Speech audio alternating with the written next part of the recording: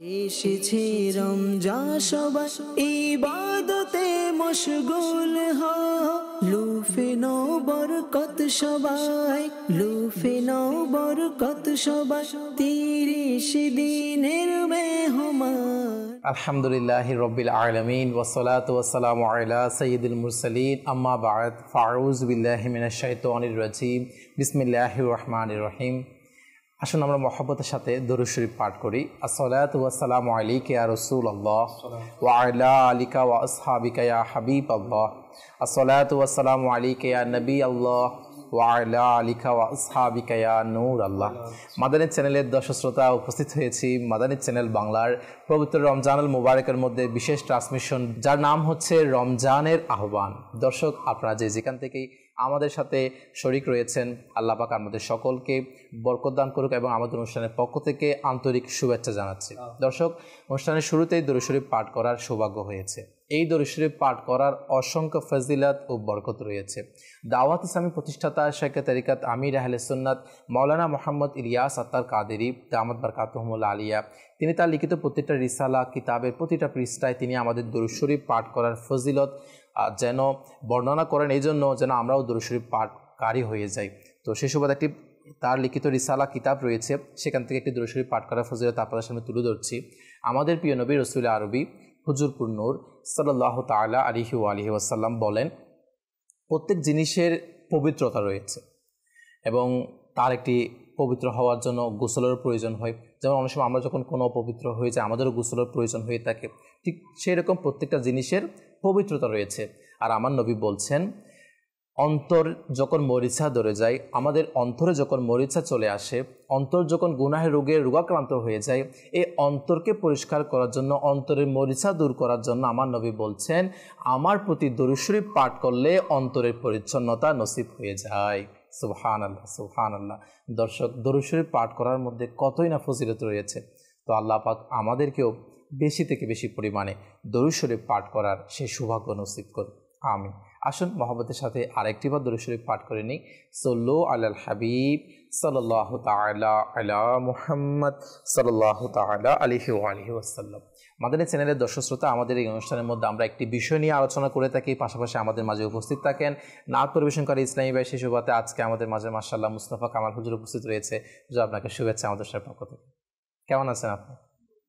মাশাআল্লাহ, শুকরিয়া জ্ঞাপন করছি আমাদেরকে সময় দেওয়ার জন্য নাত পরিবেশনকারী ইসলামী ভাই আমাদের মুস্তাফা কামাল হুজুর এবং অপর মোবাইল লিগের দাওয়াত ইসলামীগণ। মাশাআল্লাহ, আমরা যে বিষয়ে আজকে আলোচনা করব আর সে বিষয়ে বিভিন্ন অজানা বিষয় জানার জন্য আমরা আমন্ত্রণ জানিয়েছি। আমার ডান পাশে রয়েছেন আমাদের ফারুক হুজুর। হুজুর, কেমন আছেন আপনি? আলহামদুলিল্লাহ আলা কুল্লি হাল। এবং আমার অপর পাশে মাশাআল্লাহ আমাদের মিরাজ হুজুর উপস্থিত রয়েছে। হুজুর, শুভেচ্ছা এবং কেমন আছেন আপনি? আলহামদুলিল্লাহ আলা কুল্লি হাল। আপনি ভালো আছেন? আল্লাহ পাকের দয়া, আলহামদুলিল্লাহ। দর্শক, আমাদের মোবাইল লিগে দাওয়াত ইসলাম ইনাদের কাছে আমরা অবশ্যই যাব, ইনাদের থেকে গুরুত্বপূর্ণ বিষয় নিয়ে আমরা আজকে ডিসকাস করব ইনশাআল্লাহ। তার আগেই আমাদের অনুষ্ঠানের মধ্যে আলহামদুলিল্লাহ আমরা নাত শরীফ শুরু করে থাকি, অ্যাড করে থাকি। তো আমাদের মুস্তাফা কামাল ভাইয়ের মাধ্যমে ইনশাআল্লাহ আমরা শুরু করব। জি মুস্তাফা কামাল হুজুর। আসুন প্রিয় মাদানী চ্যানেলের দর্শকবৃন্দ, আমরা নাতে রাসূল সাল্লাল্লাহু আলাইহি ওয়াসাল্লাম শোনার পূর্বে নিয়ত করে নিই আল্লাহ তাআলা এবং তার প্রিয় হাবিব সাল্লাল্লাহু তাআলা আলাইহি ওয়াসাল্লামের সন্তুষ্টি অর্জনের জন্য ইনশাআল্লাহ নাত শরীফ শুনবো এবং পড়ব। সাল্লি আলা রাসূলিনা সাল্লি আলা মুহাম্মাদিন সাল্লি আলা হাবিবিনা সাল্লি আলা মুহাম্মাদিন সাল্লি আলা রাসূলিনা সাল্লি আলা মুহাম্মাদিন সাল্লি আলা নবিয়িনা সাল্লি আলা মুহাম্মাদিন। আমি মদিনাতে যাব, আমি মদিনাতে যাব, আজ নহে তো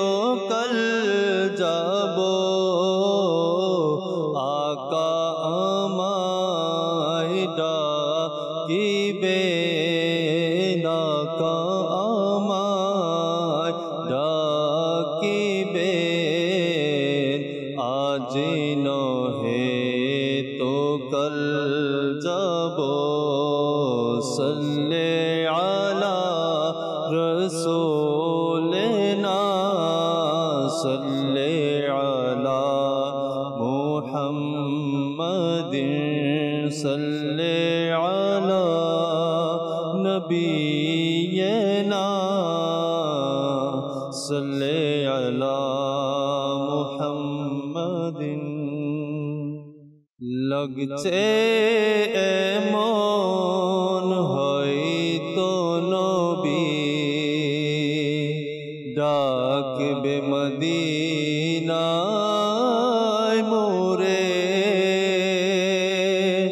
লাগছে এমন হয়তো নবী লাগছে এমন হয়তো নবী ডাকবে মদিনায় মোরে গিয়ে সে তা হৃদয় ব্যথা গিয়ে সে তা হৃদয় ব্যথা দেখাবো আমি তারে লাগছে এমন হয়তো নবী ডাকবে মদিনায় মোরে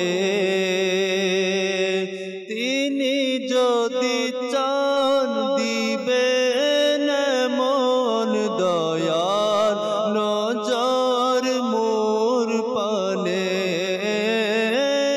তিনি যদি চান দিবেন মন দয়ার নজর মোর পানে চোখের ধারায় বইবে নদী আমার চোখের ধারায় বইবে নদী হয়তো বিরহ ভারে লাগছে এমন হয়তো নবী ডাকবে মদিনায় মোরে প্রেমের আসনে তো চোখে মন যে পাথর হয়েছে প্রেমের আসনে তো চোখে মন যে পাথর হয়েছে ইশকে কাতর হবে এমন ইশকে কাতর হবে এমন দয়া যদি হয় মোর পানে ইশকে কাতর হবে এমন দয়া যদি হয় মোর পানে লাগছে এমন হয়তো নবী ডাকবে মদিনায় মোরে মরণ যেন হয় গো আমার সবুজ গম্বুজের নিচে ইয়া রাসূলুল্লাহ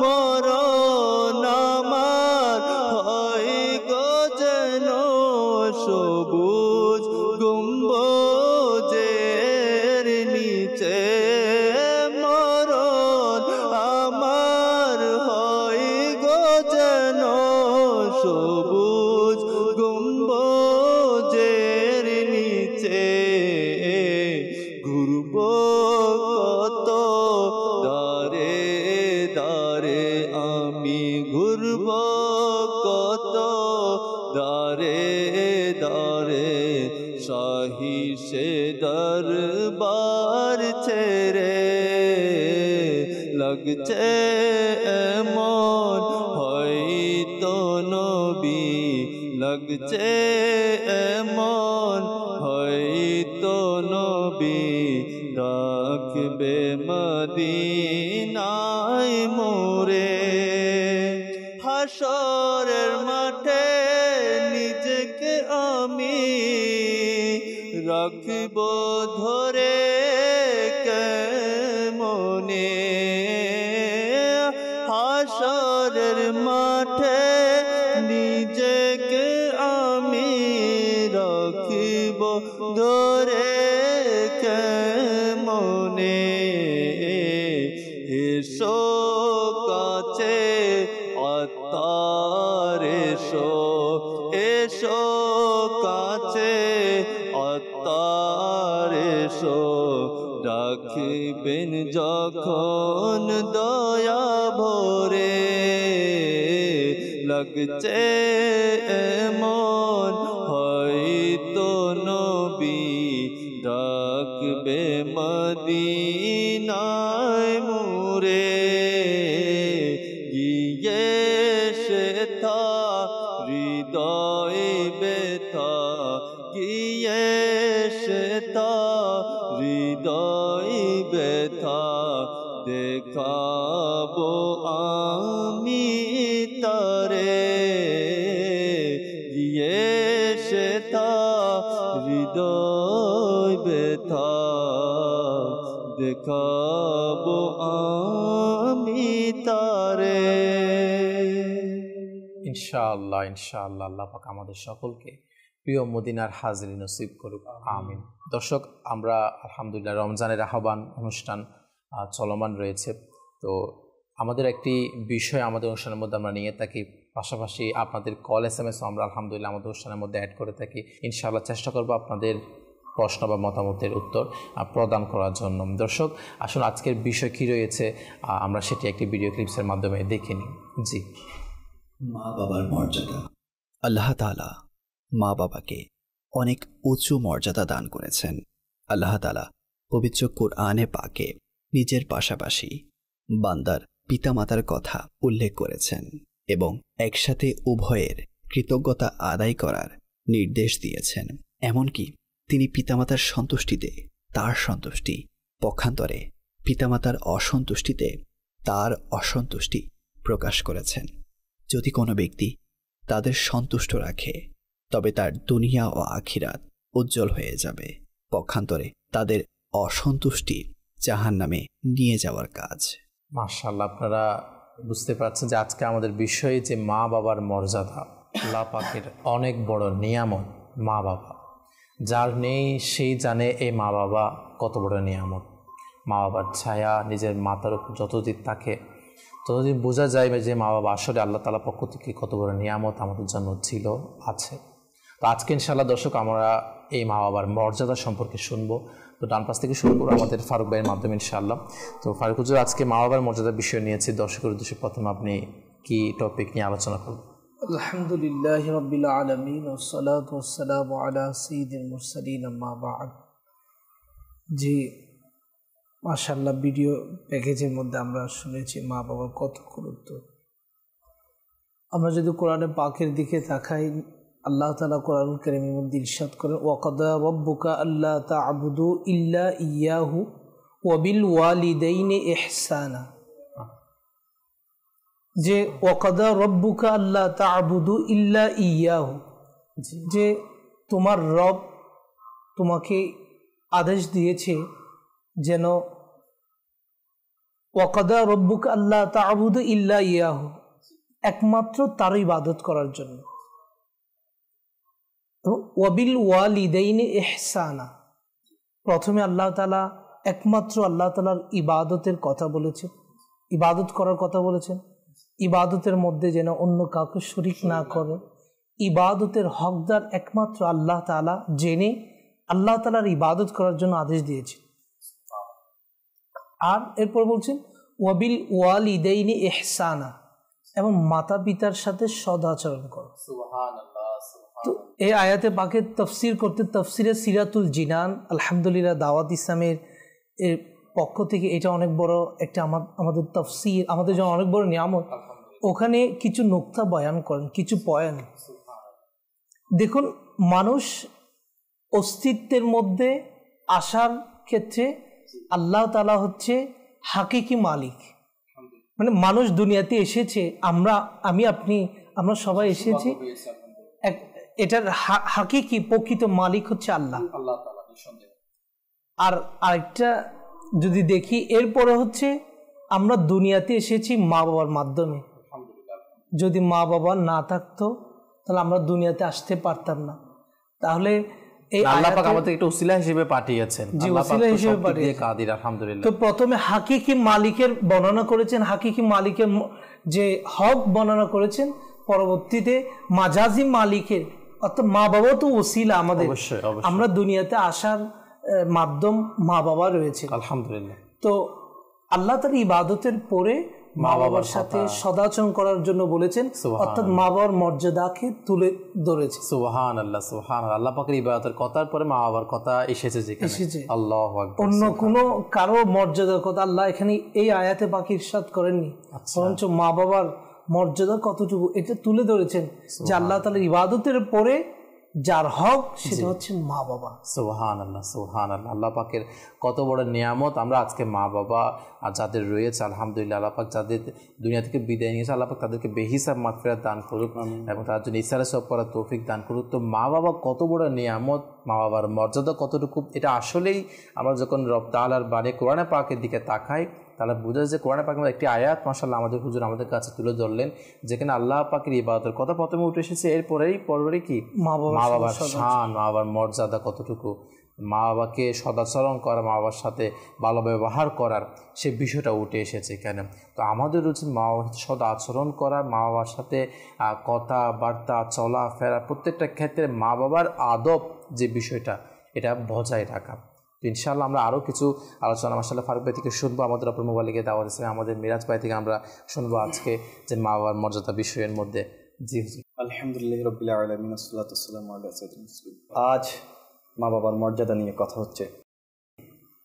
আমার ফারুক ভাই যে কোরআনুল কারীম থেকে একটি আয়াতে মোবারকা তেলাওয়াত করেছেন এবং সেটির তরজমা করেছেন, তো এটা দিয়ে বোঝা যায় আসলে আল্লাহ তাআলা মা বাবাকে কতটুকু গুরুত্ব দিয়েছেন। সুবহানাল্লাহ। আল্লাহ তাআলা অনেক 15 জায়গায় কোরআনুল কারীমে মা বাবার খিদমতের কথা, মা বাবার ব্যাপারে উল্লেখ করেছেন। সুবহানাল্লাহ। আল্লাহ তাআলা কোরআন কারীমে আল্লাহ তাআলার পরে মা বাবার সেবা, মা বাবার আনুগত করার আদেশ নির্দেশ দিয়েছেন। তো প্রকৃতপক্ষে রমজান মাস এসে গিয়েছে, রমজান মাস পেয়েছি। একটা হাদিস মোবারকা এমনভাবে মিলে যাচ্ছে না বললে নয়। আচ্ছা, যে একবার হুজুর করিম সাল্লাল্লাহু তাআলা ইসলাম আবু হুরায়রা রাদিয়াল্লাহু তাআলা থেকে বর্ণিত, জি হুজুর করিম সাল্লাল্লাহু তাআলা ইসলাম যে প্রসিদ্ধ হাদিস সবাই আমরা জানি, যে মিম্বারে যখন উঠছিলেন প্রথম পা মোবারক রাখলেন, আমিন বললেন, দ্বিতীয়বার পা মোবারক রেখে আমিন বললেন, তৃতীয়বার পা মোবারক রেখে আমিন বললেন। তো এই আমিন বলার রহস্যটা জানার জন্য সাহাবায়ে কেরাম আলাইহিম রিদওয়ান খুব কৌতূহল জাগলো এবং জিজ্ঞেস করতে লাগলো, ইয়া রাসূলুল্লাহ সাল্লাল্লাহু তাআলা আলাইহি ইসলাম, আপনি হঠাৎ করে এভাবে আমিন বলার এটার কারণ? তো হুজুর করিম সাল্লাল্লাহু তাআলা আলাইহি ইসলাম ইরশাদ করলেন যে এইমাত্র জিবরাইল আমিন আলাইহিস সালাম আমার নিকট এসেছেন। আচ্ছা, এবং এমন সময় এই কথাটি বললেন যে ইয়া রাসূলুল্লাহ সাল্লাল্লাহু তাআলা আলাইহি সাল্লাম, যারা রমজান মাস পেল আর নিজের অতীতের গুনাহ মাফ করতে পারলো না, সে ধ্বংস হয়ে যায়। আর আমি আমিন বললাম। আল্লাহ। তো দেখেন রমজান মাস এসে গিয়েছে, আল্লাহ তাআলা আমাদেরকে অতীতের গুনাহগুলোকে মাফ করার জন্য প্রতিটি মুহূর্তকে কাজে লাগানোর তৌফিক নসিব করুন। আমিন আমিন। কারণ আজ তো এমন একটা দিন যে জুমার রাত থেকে শুরু করে জুমাবারের সূর্যাস্ত যাওয়ার আগ পর্যন্ত প্রতিটি মুহূর্ত 10 লক্ষ জাহান্নামীকে আল্লাহ তাআলা নাজাত দিবেন, যাদের গুনাহের কারণে কি হয়ে গিয়েছে, জাহান্নাম ওয়াজিব হয়ে গিয়েছে। তো আল্লাহ তাআলা এই রমজান মাসকে কাজে লাগাইয়ে আমাদের অতীতের গুনাহগুলোকে মাফ করার সেই তৌফিক দান করুক। আমিন আমিন। দ্বিতীয়বার আমিন বলেছেন যে যারা মা বাবারকে পেয়েছে অথবা উভয়ের মধ্যে একজনকে পেয়েছে আর তাদের সেবা যত্ন করে, তাদের খিদমত করে জান্নাত হাসিল করতে পারেনি, তারা ধ্বংস হয়ে যাক। নাউজুবিল্লাহ, আল্লাহ তাআলা বোঝার তৌফিক নসিব করুক। আমিন। এই হাদিসে মুবারাকার মধ্যে দ্বিতীয় কথা যেটি বলেছেন যে মা বাবাকে পেয়ে বা উভয়জনের যে কোনো একজনকে পেয়ে জান্নাত হাসিল করতে পারেনি, সেবা যত্ন করে সে ধ্বংস হয়ে যাক। তাহলে এটা এটার মহত্ব আমাদের বোঝার দরকার আসলে। আর দ্বিতীয় যেটি বলেছে, তৃতীয়টাই বলেছেন যে ব্যক্তির নিকট আমার আলোচনা হলো আর সে দর্শই পড়লো না, সে ধ্বংস হয়ে যাক। আমরা একবার দর্শই পড়ি, সাল্লাল্লাহু আলাইহি হাবিব সাল্লাল্লাহু তাআলা আলা মুহাম্মদ সাল্লাল্লাহু তাআলা আলাইহি ওয়াসাল্লাম। আজকের বিষয়বস্তু হচ্ছে মা বাবার মর্যাদা। তাহলে এই হাদিসে মুবারাকার মধ্যে আমরা মা বাবার মর্যাদাও জানতে পেরেছি।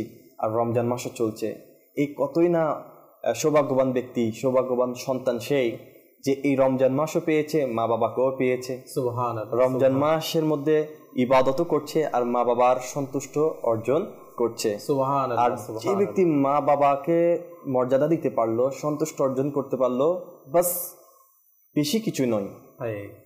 হাত যদি উঠে যায় মা বাবা, আর কিছুই লাগবে না। দেখুন কাউসার ভাই, মা বাবা সন্তানদের জন্য ছোটবেলা থেকে কত কষ্ট করে লালিত পালিত করেছেন। একজন বাবাইকে ধরুন না, বাবা তার সন্তান হওয়ার পর থেকে সন্তানের উজ্জ্বল ভবিষ্যতের চিন্তা করে সন্তানকে ব্রাইট ফিউচার একটা প্রতিষ্ঠিত করে দেওয়ার সেই প্রচেষ্টা নিয়ে সন্তান যখন নাবালক থাকে তখন থেকেই তাদের ফিউচার নিয়ে চিন্তা ভাবনা করার চেষ্টা শুরু করে দেয়। আমার সন্তানকে কিভাবে সেটেল করবে। ওই বাবা নিজের স্বাচ্ছন্দ্য, নিজের সুখ, নিজের আরাম, নিজের আয়েশ, নিজের সবকিছু বিসর্জন দিয়ে একটা সন্তানের জন্য আপ্রাণ চেষ্টা করতে থাকে।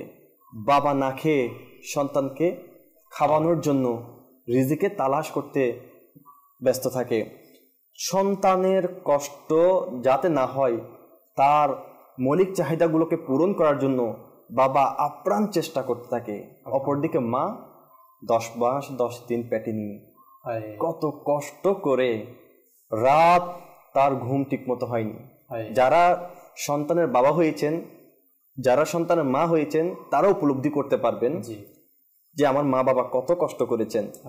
যখন থেকে আল্লাহ তাআলার দয়ায় মায়ের গর্ভে সন্তান এসে গিয়েছেন, তখন থেকে মায়ের খাবার মুখ থেকে উঠে গিয়েছে। খাবারের দুর্গন্ধর কারণে খেতে পারছে না। বমি করতে করতে সে কাতর হয়ে যায়, দুর্বল হয়ে যায় একজন মা। এরপরই রাত যখন আসে ঘুমাতে পারে না, কখনো এক সাইড, কখনো এ কাতর, কখনো ওই কাতর, সারা রাত একটা অস্থিরতা কাজ করে। কাকে পেটে নিয়ে? তার সন্তানকে গর্ভে নিয়ে। এই সন্তান যখন মায়ের গর্ভে থাকে, মা ঠিকমতো চলতে পারে না, ঠিকমতো নাড়াচাড়া করতে পারে না। প্রতিটি কাজ তাকে সতর্কতার সাথে করতে হয়, কারণ নিজের জন্য নয়। নিজের হাত পা কেটে গেলেও কোনো আফসোস নেই, কিন্তু তার গর্ভের যে সন্তান রয়েছে সে সন্তানের যদি কোনো ক্ষতি হয়ে যায় মা বাবা বরদাস্ত করতে পারবে না। সে কারণে কত কেয়ারফুলি 10 মাস 10 দিন কত যন্ত্রণা, কত কষ্টের মুহূর্তগুলো কাটিয়েছেন একজন মাই সেটার ভালো অনুধাবন করতে পারবে। সে মা যখন সন্তানকে প্রসব করতে যায়, ওই অবস্থায় যখন মা একটা চিৎকার দিয়ে উঠে ব্যথার কাতর হয়ে যায়, আল্লাহ তাআলার হাবিবুল হাবিব সাল্লাল্লাহু তাআলা ইসলাম করছেন তার সারমর্ম যে মা যে চিৎকারটা দিয়েছে তোমাকে প্রসব করার সময়, তার গুণ তুমি সারা জীবনও শোধ করতে পারবে না। এমন কষ্ট, এমন যন্ত্রণা, এমন কষ্টদায়ক একটা মুহূর্ত তখন ওই সন্তানকে প্রসব করার পর। এটা তো একটা পার্ট গেল, সন্তান যখন গর্ভে ছিল মায়ের কষ্ট এটার একটা পার্ট। যখন সন্তান ভূমিষ্ঠ হওয়ার পর সন্তানকে লালন পালন করতে গিয়ে যে কত হিমশিম খেতে হয়, কত কষ্ট করতে হয়, এই আরেকটি পার্ট জার্নি আবার মায়ের শুরু হয়ে যায়। রাত কেটে যায়, সন্তান, অনেক সন্তান আছে রাত্রে ঘুমাই না, সকালে ঘুমায়। তো সারা রাত বাবাকে কষ্ট করতে হয়, মাকে কষ্ট করতে হয়, নিয়ে হাঁটতে হয়। সন্তানের চাহিদা, কারণ সন্তান তখন মুখ দিয়ে বলতে পারছে না, সন্তানের একটাই বলার ভাষা, সেটা হচ্ছে কান্না। সে কান্না করে তাকে মাকে জানান দেয়, বাবাকে জানান দেয় তার কি প্রয়োজন কি প্রয়োজন। সারা দিন রাত এভাবে কষ্ট করতে করতে করতে করতে মায়ের কষ্ট, সন্তানকে নিয়ে দুগ্ধ পান করা, এগুলো নিয়ে কষ্ট করতে করতে বছর কাটিয়ে ফেলে। এরপর যখন আস্তে আস্তে বছর যেতে থাকে, সন্তানকে প্রতিটি ক্ষেত্রে শিক্ষা দেওয়ার জন্য তার মা বাবার একটা ব্যবস্থা, একটা ট্রেন্ড শুরু হয়ে যায়, একটা প্রশিক্ষণ কেন্দ্র যেটা বলা হয়, যেটা পরিবার থেকে পায়, যে আমার সন্তান আদব শিখুক, আমার সন্তান বুঝতে শিখুক। আস্তে আস্তে সন্তানকে বোঝানোর জন্য ট্রেনিং দেওয়া শুরু করে দেয়। ওই সন্তান যখন আস্তে আস্তে বড় হতে থাকে, বাবা মা তাকে এক একটা ট্রেনিং দেয়। আর যখন ওই ট্রেনিংটাতে সন্তান কামিয়াব হয়, কোনো কিছু বুঝতে পারে, মা বাবার হাসি, মা বাবার অন্তর খুশি, এটা দুনিয়ার কেউ উপলব্ধি করতে পারবে না, শুধু মা বাবাই উপলব্ধি করতে পারে। মা বাবার যে কষ্টটা আপনি আসলে খুব সুন্দর তুলে ধরলেন না। মা বাবা এই বিষয়গুলো যখন একজন সন্তান কল্পনা করবে, তাহলে অবশ্যই তার থেকে মা বাবার মর্যাদাটা কতটুকু, মা বাবার সম্মান কতটুকু, সেটা বোঝা উচিত, জানা উচিত। এই যে সন্তান যখন আস্তে আস্তে বড় হয়, এই মা বাবা যে এই কষ্ট করেছেন সেটা কিন্তু সন্তান তো আর বুঝতে পারে না। কিন্তু সেই সন্তানটা যখন বাবা হয়, সেই সন্তান যখন মা হয়, সন্তান যখন আস্তে আস্তে বড় হয়, তখন সন্তান মা বাবার এই কষ্টটা বুঝতে পারে না। মা বাবার কষ্ট না বুঝে মা বাবাকে অনেক ধরনের কষ্ট দিয়ে থাকে। আলহামদুলিল্লাহ, ওদের প্রতি আমি কোরবান যাই যারা মা বাবার খেদমত করে গিয়েছেন, মা বাবার খেদমত করে জান্নাত ওয়াজিব করে নিয়েছেন। যেমন একটি ঘটনা এমন রয়েছে যে সুলাইমান আলা নবীনা আলাইহিস সালামকে আল্লাহ তাআলা বলছেন, হে সুলাইমান আলাইহিস সালাম, তুমি যাও সমুদ্র পাড়ে গিয়ে আমার কুদরতি নিদর্শন দেখে আসো। সুলাইমান আলা নবীনা আলাইহিস সালাম ওনার সঙ্গী সাথীদেরকে নিয়ে সমুদ্রের পাড়ে গেলেন।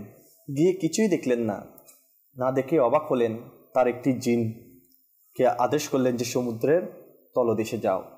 সমুদ্রের তলদেশে গিয়ে সে ফেরত এসে বলতে লাগলো যে, হে সুলাইমান আলাইহিস সালাম, আমি সমুদ্রের তলদেশে যেতে পারিনি, যতটুকু গিয়েছি আমি কিছুই আমার নজরে পড়েনি। পরে অপর এক জিনকে আদেশ করলেন, সে আরও ওই প্রথম জিন থেকে আরও কিছু গভীরে গিয়ে সেও কিছু পেল না, ফিরে এলো। তখন সুলাইমান আলা নবীনা আলাইহিস সালাম তার বিশেষ উজির আসিফ বিন বারখিয়া রহমতুল্লাহ তাআলা আলাইহিকে আদেশ করলেন যে সমুদ্রের তলদেশে গিয়ে দেখে আসার জন্য। আসিফ বিন বারখিয়া রহমতুল্লাহ তাআলা আলাইহি সমুদ্রের তলদেশে গিয়ে হঠাৎ করে কিছুক্ষণের মধ্যেই একটি সামুদ্রিক গম্বুজ তুলে নিয়ে আসলেন। সুবহানাল্লাহ। যে সামুদ্রিক গম্বুজের 4টি দরজা ছিল। আচ্ছা, একটি ইয়াকুতের, অপরটি মুক্তার, তৃতীয়টি হীরার, আর চতুর্থটি জারুদ অর্থাৎ একটি সবুজ পাথরের দরজা। সুবহানাল্লাহ। আশ্চর্যের বিষয় হলো ওই দরজা 4টি খোলা, কিন্তু সমুদ্রে এক ফোঁটা পানিও ওই প্রাসাদের মধ্যে প্রবেশ করতে পারেনি। সুবহানাল্লাহ। যখন সুলাইমান আলা নবীনা আলাইহিস সালাম ওই প্রাসাদের দিকে নজর দিলেন, দেখতে পেলেন সাদা জামা পরিহিত একটি সুদর্শন যুবক সেখানে ইবাদতরত অবস্থায় নামাজ আদায় করতেছিলেন। সুবহানাল্লাহ, সুবহানাল্লাহ। যখন ওই যুবকের নামাজ আদায় হলো, আল্লাহ তাআলার ইবাদত শেষ করলো, তখন ওই যুবককে জিজ্ঞেস করতে লাগলো, আপনি এখানে কিভাবে এসেছেন? এই প্রাসাদটা এখানে সমুদ্রের গম্বুজটি সমুদ্রের তলদেশে কিভাবে এসেছে? আচ্ছা। তখন সে যুবক উত্তর দিল যে, আমি একটা অন্ধ বাবা, পঙ্গু বাবা আর অন্ধ মায়ের সন্তান। আল্লাহ। আমি 70 বছর যাবত ওই পঙ্গু বাবা আর অন্ধ মায়ের সেবা যত্ন করে এসেছি। যখন আমার মা যখন ইন্তেকাল করেন, তখন আমার জন্য দোয়া করেছিলেন যে, আল্লাহ তুমি আমার সন্তানকে দীর্ঘ কল্যাণময় হায়াত দান করিও। সুবহানাল্লাহ, সুবহানাল্লাহ। আর যখন আমার বাবা ইন্তেকাল করেন, তখন আমার জন্য দোয়া করেছেন যে, হে আল্লাহ আমার ছেলেকে এমন একটি জায়গায় ইবাদত করার তৌফিক দান করিও যেখানে শয়তানও প্রবেশ করতে পারে না। তখন এই বাবা আর মা মৃত্যুর পর আমি এতিম হয়ে গেলাম, একা হয়ে গেলাম, আমার আর কোনো কিছু নেই। তাদের সেবা যত্ন করে 70টি বছর আমি কাটিয়ে দিলাম। আচ্ছা। যখন আমার বাবা আর মা ইন্তেকাল করেছেন, আমার আর কোনো কিছুই বাকি রইল না। আমি এই সমুদ্রের পাড়ে এসে বসে কান্না করতে রইলাম। আচ্ছা, হঠাৎ দেখলাম একটি সমুদ্রের উপর একটি গম্বুজ প্রাসাদ। ওই প্রাসাদটি দেখার পর আমি ওই প্রাসাদে ঢুকে গেলাম, প্রবেশ করলাম। প্রবেশ করার পর আল্লাহ তাআলার পক্ষ থেকে একটি ফেরেশতা এলো আর এই প্রাসাদটিকে সমুদ্রের তলদেশে কি করলো, নামিয়ে দিল। সুবহানাল্লাহ। আর এই সমুদ্র তলদেশের মধ্যে আমি তখন থেকেই আল্লাহ তাআলার ইবাদতের মধ্যে মগ্ন এবং ব্যস্ত রয়েছি, যে আলহামদুলিল্লাহ এখনো পর্যন্ত ইবাদতে রিয়াজতের মধ্যে ব্যস্ত রয়েছি। আল্লাহু আকবার। মানে সামুদ্রিক গম্বুজ কোথায় আপনার সমুদ্রের তলদেশে, এবং আল্লাহ পাক আসলে তার মা বাবার দোয়াকে কবুল করেছেন। এখন এরপরে বলছেন যে এখানে তোমার রিজিক কিভাবে ব্যবস্থা হয়ে যায়, খাবারের ব্যবস্থা কিভাবে হয়ে যায়। আচ্ছা, লাগলো আমার জন্য প্রতিদিন একটা সবুজ পাখি ঠোঁটে করে হলুদ কিছু নিয়ে আসে, আর ওই খাবারটা আমি খেয়ে এমন তৃপ্তি পাই যে দুনিয়ার সকল কিছু স্বাদ ওই খাবারের মধ্যে রয়েছে। এরপরে সুলাইমান আলাইহিস সালাম জিজ্ঞেস করতে লাগলো, তুমি এখানে কত বছর যাবত ইবাদত করছো? আচ্ছা, বলতে লাগলো, আমি তো আসলে ইব্রাহিম আলা নবীনা আলাইহিস সালাতু সালামের যুগে এই সমুদ্রের মধ্যে এই প্রাসাদে আমি প্রবেশ করেছি, আর এরপর আমি আর কিছু জানি না। সুলাইমান আলাইহিস সালাম বুঝে ফেললেন যে 2000 বছর আগের এই ছেলেটি এখানে কি করেছে, যুবক এই প্রাসাদের মধ্যে প্রবেশ করেছেন। তো তখন ওই যুবকের ইচ্ছাই আবার বারখিয়া রহমতুল্লাহ তাআলা আলাইহিকে বলল, সে তলদেশে সেটা পৌঁছিয়ে দিল। আর সুলাইমান আলাইহিস সালাম সঙ্গী সাথীদেরকে বলল, নসিহত করতে লাগলো, দেখেছো মা বাবার দোয়া কত বড় বরকত হাসিল হয়। আল্লাহ, আজ ওই সকল সন্তানদের উপর আমি কোরবান যাই যারা মা বাবাকে খেদমত করে, মা বাবাকে রাজি খুশি করে জান্নাতের মতো নিয়ামতের ব্যবস্থা করে নেয়। সুবহানাল্লাহ। আসলে দর্শকবৃন্দ, মা বাবার দোয়া অনেক বড় নিয়ামত। যার মা বাবার দোয়া নসিব হয়ে যায়, তার দুনিয়া ও আখিরাত তার কিসের প্রয়োজন হয়? তার দুনিয়া ও আখিরাত কামিয়াব হওয়ার একটা রাস্তা হয়ে যায় মা বাবার দোয়া। মা বাবার দোয়া তো তারাই পায় যারা মা বাবার খেদমত করে, যারা সব কিছুর আগে নিজেকে প্রাধান্য না দিয়ে মা বাবাকে আগে প্রাধান্য দেয়, যারা নিজের ইচ্ছাকে বিলীন করে দিয়ে মা বাবার ইচ্ছাকে আগে আপন করে নেয়, তারাই তো মা বাবার দোয়া পাওয়ার হকদার হয়ে থাকে। তো মা বাবার দোয়া পাওয়া এটা অনেক বড় সৌভাগ্যের ব্যাপার। এবং আমরা খুবই সুন্দরই শুনলাম যে আসলে যারা মা বাবাকে পেল আর মা বাবাকে পেয়ে খেদমত করে জান্নাত হাসিল করতে পারলো না, তারা ধ্বংস হোক সেখানে আমিন বলছে আমার নবী, আমার রাসূল। আর রমজান মাস আমরা পেয়েছি, আল্লাহু আকবার। যারা রমজান মাস পেয়েও যেই সময়ে বলা হচ্ছে শয়তানকে বন্দি রাখা হয়, মুসলমান মুমিনের অন্তর নরম থাকে, তাদের ইবাদতের প্রতি তাদের একটা উৎসাহ থাকে, ঝুঁকে থাকে, সেই সময়েও যারা মা বাবাকে দূরে সরে রেখে তারা দুনিয়াবী জীবনযাপন করছে, তাহলে তাদের মতো হতভাগা আর কে হতে পারে? এই বিষয়ে ইনশাআল্লাহ আমরা আরও আলোচনা করব। অনেক দর্শক মাশাআল্লাহ আমাদের কল SMS করছেন, কিছু কল SMS অ্যাড করব এবং একটি প্যাকেজও মাশাআল্লাহ সেগমেন্ট আমাদের অনুষ্ঠানের মধ্যে অ্যাড করবো ইনশাআল্লাহ। অনেক দর্শক মাশাআল্লাহ ফেসবুকে আমাদের সাথে রয়েছেন, মোহাম্মদ হারুন ভাই আমাদের সাথে রয়েছেন, কমেন্ট করছেন। এভাবে মোহাম্মদ জালাল মিয়া আমাদের সাথে রয়েছেন, তিনি আমাদের কমেন্ট করছেন, সালাম দিয়েছেন, ওয়ালাইকুম আসসালাম ওয়া রাহমাতুল্লাহি ওয়া বারাকাতুহু। এবং মোহাম্মদ কুকুন মিয়া আমাদের সাথে রয়েছেন, মোহাম্মদ করিম আমাদের সাথে রয়েছেন, আহমেদ কবির ভাই আমাদের সাথে রয়েছেন, কমেন্ট করেছেন, সালাম দিয়েছেন, ওয়ালাইকুম আসসালাম ওয়া রাহমাতুল্লাহি ওয়া বারাকাতুহু। হুজুর, আমি একটা নাচ শুনতে চাই, কবরে হাসরে কি হবে আমার। ইনশাআল্লাহ আমাদের সঙ্গে থাকুন, চেষ্টা করবো অবশ্যই আপনাদের অনুরোধ পূরণ করার জন্য। এবং অনেক দর্শক মাশাআল্লাহ আমাদের কমেন্ট করছেন, শেয়ার করছেন, লাইক করছেন। আল্লাহ পাক আপনাদেরকে উত্তম প্রতিদান নসিব করুক। তো ইনশাআল্লাহ আমি আপনাদের নির্দিষ্ট সময় আপনাদের অনুরোধ পূরণ করবো। কিছু কল অ্যাড করবেন ইনশাআল্লাহ, আমাদের কল শুনে দিন।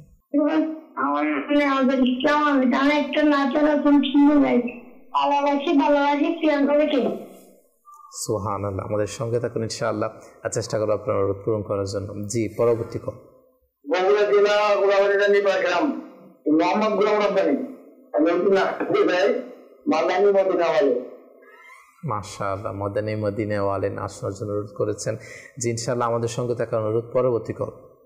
আমার নাম মোহাম্মদ হামিদুর রহমান, রংপুর বিভাগ ঠাকুরগা পীরগঞ্জ। আপনাদের অনুষ্ঠান আমি সবসময় বুঝি, খুব ভালো লাগে। আমার পরিবার, আমার বাড়িগুলি বিশেষ করে সবসময় দেখে এই অনুষ্ঠানটা। আমার জন্য, আমার পরিবারের জন্য দোয়া করবেন।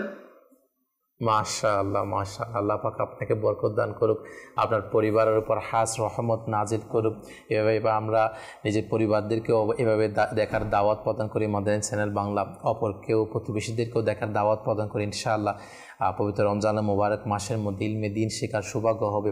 আল্লাহ তাআলা আমাদেরকে সে তৌফিক দান করুক। দর্শক, অনেকে আমাদেরকে SMS করেছেন, ইনশাআল্লাহ কিছু SMS আমাদের মধ্যে অ্যাড করে। যেমন এক দর্শক চট্টগ্রাম থেকে আমাদের SMS করেছেন যে আমার মা নেই, আমি কি করব।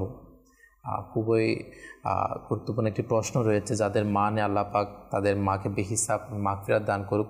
তো ইসালে সওয়াব করা উচিত, মা বাবার জন্য দোয়া করা উচিত। আমার আকা আলা হযরত রাহমাতুল্লাহি আলাইহি বর্ণনা করেন, এক ব্যক্তি রাসূল পাক সাল্লাল্লাহু আলাইহি ওয়াসাল্লামের দরবারে এসে আরজ করলেন, ইয়া রাসূলুল্লাহ সাল্লাল্লাহু আলাইহি ওয়াসাল্লাম, যে আমি পুরা জিন্দেগি আমার মা বাবার সাথে ছিলাম এবং মা বাবার খিদমত করেছি, তো এখন না আমার মা বাবা ইন্তিকাল করেছে, তো আমার কি করণীয় রয়েছে। তখন আমার নবী করিম সাল্লাল্লাহু আলাইহি ওয়াসাল্লাম তাকে উপদেশ দিতে গিয়ে বলেন যে যখন তুমি সাদকা করবে তখন মা বাবার নামেও সাদকা করবে, সুবহানাল্লাহ। আর যখন তুমি ইবাদত করবে ওই ইবাদতের সওয়াব মা বাবার কবরে পৌঁছে দেবে, সুবহানাল্লাহ। যখন তুমি তিলাওয়াত করবে, নফল ইবাদত করবে, তখন মা বাবার জন্যও করবে। তো এর ফায়দা কি হবে? এক তো তোমার মা বাবার কাছে পৌঁছবে, এক তোমার খিদমতেও হয়ে যাবে এবং তোমার নামায় আমলের সওয়াব কমতি হবে না। সুবহানাল্লাহ সুবহানাল্লাহ। এই জন্য যে দর্শক বললেন তার মা নেই, আপনি আপনার আম্মার জন্য ইসালে সওয়াবের ব্যবস্থা করেন। ইসালে সওয়াবের জন্য কোনো আলাদা কোনো সিস্টেম আছে নাকি? কোনো আবার আপনি প্রতিদিন আপনি নেক আমল করেছেন, এর সওয়াব আপনার মা বাবার কবরে নিয়ত করে নিতে হবে। মানে আমি এই যা সওয়াব হয়েছে সেটা আমি আর মা বাবা, আপনি যখন কোনো আল্লাহর রাস্তায় সদকা করছেন, ওই সদকা আমি এই সদকা আমার মা বাবার জন্য সদকা করছি, সুবহানাল্লাহ সুবহানাল্লাহ। নিজেও সওয়াব পাবে, মা বাবার কবরে সওয়াব পৌঁছবে, নিজের সওয়াবের কোনো কমতি হবে না। সুবহানাল্লাহ। মা বাবার জন্য ফাতিহা খানি করবে, মানুষকে খাওয়াবে, এটাও মা বাবার কবরের প্রশান্তির কারণ। সুবহানাল্লাহ। আসলে কারণ মানুষ যখন মারা যায় তখন মা বাবা, বিশেষ করে মা বাবা তার ছেলে মেয়েদের দিকে তাকিয়ে থাকে, আমার ছেলে সন্তান কি পাঠাচ্ছে। যখন ছেলে সন্তান ইসালে সাওয়াবের ব্যবস্থা করে, ফাতিহা খানির ব্যবস্থা করে, সদকার ব্যবস্থা করে, তখন মা বাবা কবর থেকে খুশি। সুবহানাল্লাহ সুবহানাল্লাহ। আছে না যে মানুষ যখন মারা যায় তার সব আমল বন্ধ হয়ে গেল, তিনটি জারি থাকে। একটা হচ্ছে সদকায়ে জারিয়া, একটা হচ্ছে যে তার জ্ঞান, কল্যাণময় জ্ঞান, তৃতীয়ত হচ্ছে সেই সৎ সন্তান, মানে নেককার সন্তান যারা মা বাবার জন্য দোয়া করে থাকে। তাহলে মা বাবার জন্য দোয়া করে এরকম একটা নেককার সন্তান রেখে যাওয়া, আলহামদুলিল্লাহ। যিনি বলছেন আমার মা নেই কি করবো, তো ওই যে আমার ফারুক ভাই যেটা বললেন, না আমাদের উচিত যে কবরে গিয়ে তাদের জন্য নিজে কোরআন পাকে তেলাওয়াত করা, নিজে দোয়া করা। দেখেন কাসর ভাই, খুব আফসোস লাগে, কোরআনুল পাকের তেলাওয়াতের কথা বলছেন, রমজান মাস এটা হচ্ছে কোরআন নাজিলের মাস। আল্লাহ তাআলা এই মাসকে আখ্যায়িত করেছেন, বিশেষত কোরআনুল কারীম বলেছেন এটা সেই মাস যেটাকে কোরআন নাজিলের মাস বলা হয়েছে। আল্লাহ তাআলা এই মাসকে কোরআন নাজিলের মাস হিসেবে আখ্যায়িত করেছেন। অথচ দেখেন আমরা মা বাবার জন্য যে ইসালা সওয়াব করবো, ভালো মতো তো কোরআনও পড়ি না আমরা।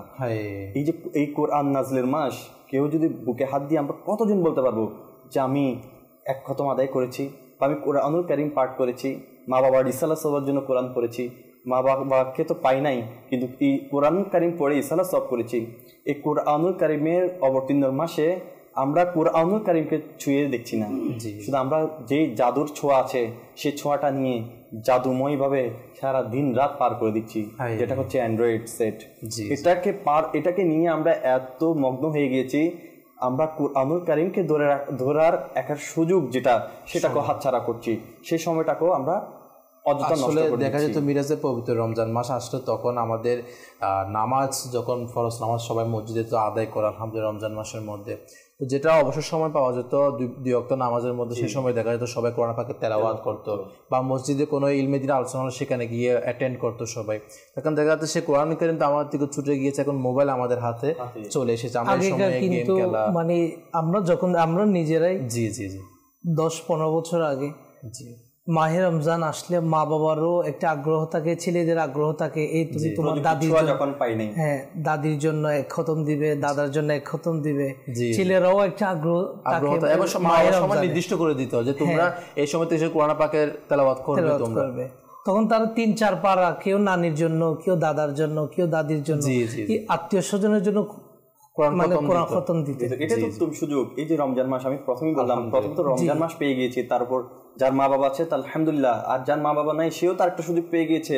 এই রমজান মাসকে আমি আমার মা বাবার জন্য কুরআনুল কারীম পড়ে পড়ে ইসালে সওয়াব করবে, এটা আমাদের উচিত। আরেকটা করণীয় হচ্ছে যেটা ছুটে গেছে, এটা হচ্ছে মা বাবার কবরে গিয়ে জিয়ারত করা। সুবহানাল্লাহ। এটা অবশ্যই সুন্নত পদ্ধতি রয়েছে, মানে মুর্দাকে সামনে রেখে জি জি কি করা, জিয়ারত করা। এই জিয়ারত করার মাধ্যমে যখন আমি সূরা কিরাত পড়ব, কোরআনুল কারীমের তিলাওয়াত করব, বলা হচ্ছে কিতাবের মধ্যে বর্ণিত আছে যে ওই যখন কেউ কবরের পাড়ে গিয়ে মানে তিলাওয়াত করে, সেটা কবর থেকে যে মুর্দা ওখানে শুয়ে রয়েছে সে শুনতে পায়, এবং এই জিয়ারতের কারণে তার আযাবও কি হয়ে যায়, হালকা হয়ে যায়। তবে তারা যেন মায়ুস না হয়, যারা জীবিকা নির্বাহের জন্য নিজের বাড়ি ছেড়ে অন্য শহরে এসেছে, তারাও চাইলে যেখানে আছে সেখান থেকে হয়ে যাবে ইনশাআল্লাহ। না এবং ইসালে সওয়াব করতে পারে, ইসালে সওয়াব আপনি দুনিয়ার এক কোণা থেকেও করতে পারবেন, কোনো সমস্যা নেই বিষয়ে। কিন্তু এমনও হওয়া উচিত যে আমিও দুনিয়া নিয়ে এমন ব্যস্ত হয়ে না যাই, আমার বছরে, মাসে, সপ্তাহে এমন সময় আমার যেন, যারা হয়তো যারা অ্যাব্রোডে থাকে বা যারা দেশের বাইরে থেকে, যারা তখন দেশে আসে, তখন তাদের অবশ্যই নিজে গিয়ে একটা কবরে পাড়ে গিয়ে সময় দেওয়া, নিজের মা বাবার কবরে গিয়ে, কেননা একটা অন্য মানুষ দিয়ে করানো একটা বিষয়, এবং নিজে গিয়ে কোরআন পাকের তেলাওয়াত করা, দরুদ শরীফ পাঠ করে নিজের মা বাবার জন্য দোয়া করা, এটা একটা বিষয়। এটার মধ্যে একটা বরকত রয়েছে, এটার মধ্যে একটা আলাদা খুশুসিয়ত রয়েছে। আল্লাহ পাক জিয়ারত করার জন্য স্বয়ং রাসূল পাক সাল্লাল্লাহু আলাইহি সাল্লাম ইরশাদ করেছেন, নাহাইতুকুম আন জিয়ারাতিল কুবুর। জি জি, আমি তোমাদেরকে শুরুতে কি করেছিলাম, কবর জিয়ারত করার জন্য নিষেধ করেছিলাম, ফাজুরুহা, এখন তোমরা কবর জিয়ারত করো। সুবহানাল্লাহ। আসলেই আমাদের উচিত যে কবর জিয়ারত করা এবং মা বাবার জন্য ইসালে সওয়াব করা। কবর জিয়ারতের মাধ্যমে এক তো নিজের কর্তব্য, অর্থাৎ ছেলের উপর মা বাবার যে কর্তব্য, এটাও আদায় হবে। আরেকটা হচ্ছে আমি যখন কবর জিয়ারত করব, আমারও কবরে যে আমি যাব, এটাও প্রস্তুতি নেওয়ার একটা সৌভাগ্য হবে, এবং আমার যে কবর আমার থেকে যেতে হবে সেটা একটা নিজের অন্তরের মধ্যে স্মরণ চলে আসবে। আল্লাহ তাআলা আমাদেরকে তৌফিক দান করে। দর্শক, আমাদের সময় হয়েছে একটা সেগমেন্ট অ্যাড করার, যে আমাদের সেগমেন্টটি আমাদেরকে দেখিয়ে দিন। মাকতাবাতুল মদিনা, মাকতাবাতুল মদিনা, মাকতাবাতুল মদিনা, মাকতাবাতুল মদিনা।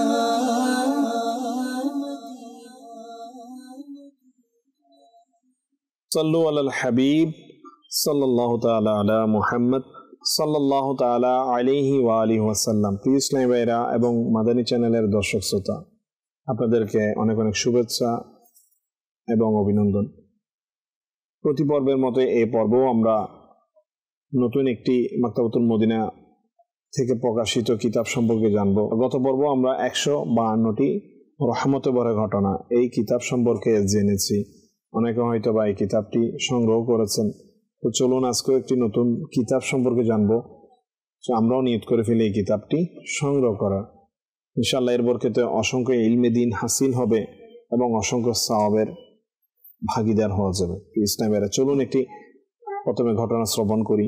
একবার জিলান শরীফের ওলামা মাশাইখদের একটি দল হুজুর সাইয়্যিদুনা গৌসে আজম রাহমাতুল্লাহি তাআলা আলাইহি এর দরবারে হাজির হলেন। তারা গৌসে পাক রাহমাতুল্লাহি তাআলা আলাইহি এর লোটা শরীফ অর্থাৎ বদনা শরীফকে কিবলা বিমুখ দেখতে পেলেন, অর্থাৎ কিবলার উল্টো দিকে। এ ব্যাপারে গৌসে পাক রাহমাতুল্লাহি তাআলা আলাইহি এর দৃষ্টি আকর্ষণ করা হলে হুজুর গৌসে পাক রাহমাতুল্লাহি তাআলা আলাইহি নিজ খাদেমের ওপর জালালিয়ত পূর্ণ দৃষ্টি দিলেন। তিনি হুজুরের সেই প্রভাবপূর্ণ দৃষ্টি সহ্য করতে না পেরে মাটিতে লুটে পড়লেন এবং ছটফট করতে করতে মৃত্যুবরণ করলেন। অতঃপর আরেকবার হুজুর গৌসে পাক রাহমাতুল্লাহি তাআলা আলাইহি সেই লোটার দিকে অর্থাৎ সেই বদনা শরীফের দিকে দৃষ্টিপাত করলেন, আর সাথে সাথেই সেই বদনা অর্থাৎ লোটাটি নিজে নিজে কিবলামুখী হয়ে গেল। সুবহানাল্লাহ, সুবহানাল্লাহ। আমার গৌসে পাক রহমতুল্লাহ তাআলা আলাইহি কেমন শান, কেমন কারামতপূর্ণ একটি ঘটনা আমরা শ্রবণ করলাম। প্রিয় ইসলামী ভাইয়েরা এবং মাদানী চ্যানেলের দর্শক শ্রোতা, যারা এই ঘটনাটি শুনলেন তাদের নিশ্চয়ই গৌসে পাক রাদিয়াল্লাহু তাআলা আনহুর ব্যাপারে আরো জানার আগ্রহ আসছে। তো আমি অনুরোধ করব, এরকম আরো ঘটনা সংবলিত গৌসে পাক রাদিয়াল্লাহু তাআলা আনহুর জীবন সম্পর্কে যদি আমরা জানতে চাই, আরো চমকপ্রদ ঘটনা যদি আমরা শুনতে চাই, তাহলে মাকতাবাতুল মদিনা থেকে প্রকাশিত কিতাব ফাইজানে রবিউস সানি, এই কিতাবটি আপনারা স্ক্রিনে দেখতে পাচ্ছেন। আমাদের বিভিন্ন মাকতাবাতুল মদিনা শাখার নাম্বার এবং ঠিকানা আপনি আজই বিভিন্ন এই নম্বরগুলোতে যোগাযোগ করে সংগ্রহ করে নিন ইনশাআল্লাহ আজ্জা ওয়া জাল। এর বরকতে হুজুর গৌসে পাক রাদিয়াল্লাহু তাআলা আনহুর শান কারামত সম্পর্কে জানার সৌভাগ্য তো হাসিল হবে ইনশাআল্লাহ। এর বরকতে সওয়াব অর্জন হবে। আল্লাহ তাআলা আমাদেরকে তৌফিক দান করুন। সাল্লু আলাল হাবিব সাল্লাল্লাহু তাআলা আলা মুহাম্মদ সাল্লাল্লাহু তাআলা আলাইহি ওয়া আলিহি ওয়াসাল্লাম। মাকতাবাতুল মদিনা, মাকতাবাতুল মদিনা, মাকতাবাতুল মদিনা, মাকতাবাতুল মদিনা। খুব সুন্দর একটি কিতাব এটা।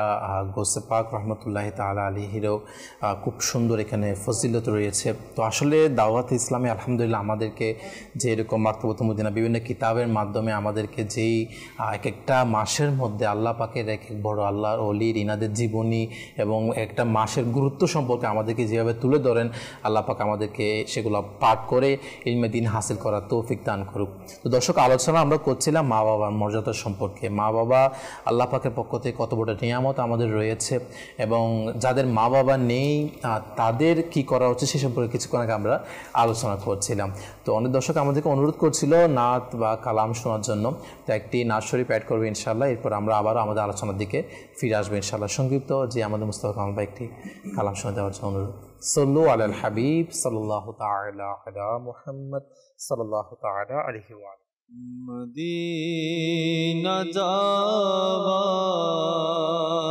দাওনা ইজাজত, মদিনা যাওয়ার দাওনা ইজাজত, নবিয়ে রহমত শফিয়ে উম্মত করা ডেকে পান প্রেমেরি শরবত করা ডেকে পান প্রেমেরি শরবত, নবিয়ে রহমত শফিয়ে উম্মত, নবিয়ে রহমত শফিয়ে উম্মত।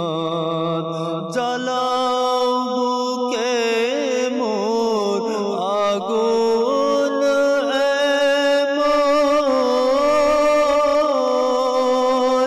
জ্বালাও বুকে মোর আগুন এমন, শান্ত কবু যেন না হয় এমন, জ্বালাও বুকে মোর আগুন এমন, শান্ত কবু যেন না হয় এমন, তোমারি প্রেম যেন কাদাই দিন রাত, তোমারি প্রেম যেন কাদাই দিন রাত, নবিয়ে রহমত শফিয়ে উম্মত, নবিয়ে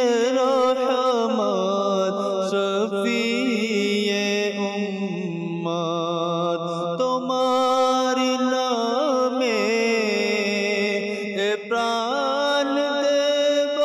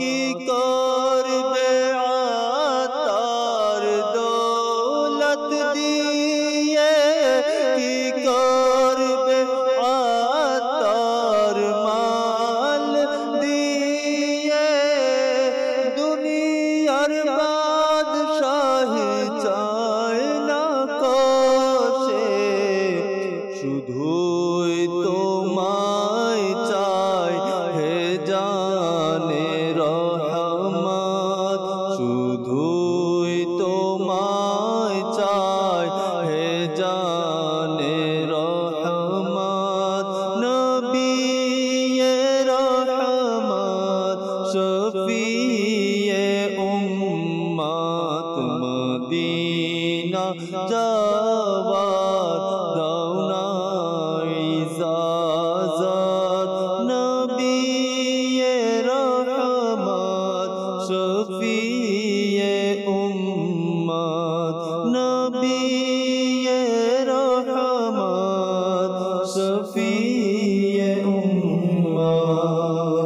সুবহানাল্লাহ সুবহানাল্লাহ। আমির আহলে সুন্নাত দাওয়াত বরকাতুহুল আলিয়া লিখিত খুব একটি মনোমুগ্ধকর হৃদয় বিদারক নাতের মুস্তাফা বলা যেতে পারে, আমার নবীর প্রতি ইস্তেগাসা যেটা আমরা বলে থাকি এটাও বলা যেতে পারে।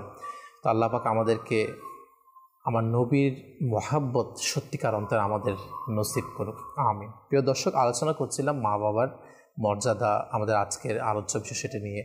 তো মা বাবা অনেক বড় নিয়ামত এবং মা বাবার খ্যাতমত আমাদের কেমন করা উচিত সেটা নিয়ে আমরা আলোচনা করছিলাম। মা বাবার খ্যাতমত করার ফজিলত কেমন সেটা আমরা শুনছিলাম। ফারুক ভাই, আর কি বিষয় আজকে আমরা দর্শকের বিষয় তুলে ধরবেন? মা বাবার তো গুরুত্ব অনেক, আলহামদুলিল্লাহ। আজকে দিন দিন মানে কি হয়ে যাচ্ছে, এটা মানে একেবারে দূর হতে চলছে। ছোট বলুন, ছেলে বলুন, মেয়ে বলুন, মা বাবার একেবারে অবাধ্য হয়ে যাচ্ছে। হাদিসে পাকে পড়েছি, নবী পাক সাল্লাল্লাহু আলাইহি ওয়াসাল্লাম ইরশাদ করেন, যে হাদিসে পাক হযরত আয়েশা সিদ্দিকা রাদিয়াল্লাহু তাআলা আনহা থেকে বর্ণিত, নবী পাক সাল্লাল্লাহু আলাইহি ওয়াসাল্লাম ইরশাদ করছেন, আমি জান্নাতে প্রবেশ করলাম, আচ্ছা, আর দেখলাম হারেসা রাদিয়াল্লাহু আনহু তিনি কোরআন তেলাওয়াত করছেন। আল্লাহু আকবার। কোন একটা ব্যক্তির আওয়াজ শুনতে লাগে, কোরআনের আওয়াজ। কিসের আওয়াজ? কোরআন পাকের তেলাওয়াতের আওয়াজ। তখন আমার নবী জিজ্ঞাসা করলেন, ইয়ে কোন হে, মানে এটা কে? আচ্ছা। তখন ফেরেশতারা আরজ করলেন, এটা হচ্ছে হারেসা। তখন আমার নবী বললেন, এই অবস্থা মা বাবার সাথে সদাচরণ করার। সুবহানাল্লাহ সুবহানাল্লাহ। মা বাবার সাথে সদাচরণের ফল হচ্ছে এটা, আল্লাহ, তিনি জান্নাতে কোরআনুল কারীমের তিলাওয়াত করছেন। সুবহানাল্লাহ। কেমন সৌভাগ্যবান। আলহামদুলিল্লাহ।